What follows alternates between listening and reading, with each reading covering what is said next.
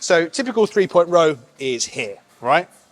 Now, a dumbbell row over the bench.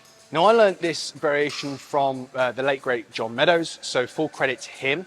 But what we do is we take ourselves over the bench, okay? So instead of being out to the side, we're directly over the middle of the bench. Now, what you want to do is just make sure you're slightly off center.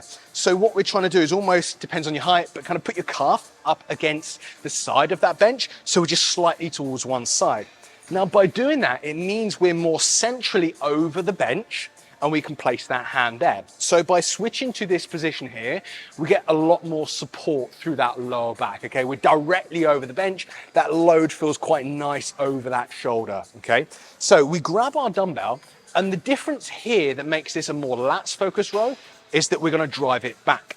Now, as I said, I learned this variation from John Meadows, and one thing I do like about this is the addition of driving it up against the thigh and almost holding it there for a second. So I'll show you what I mean.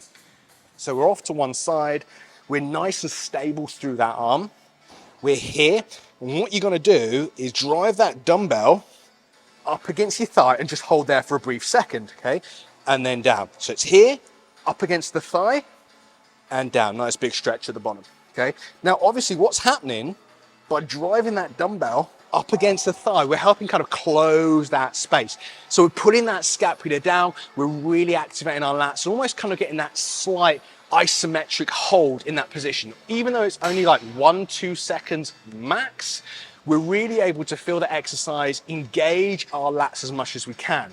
So yes, it's great for loading our lats, but also if you have problems feeling your lats work, just adding that iso hold by driving that dumbbell up against your thigh really does make a huge difference.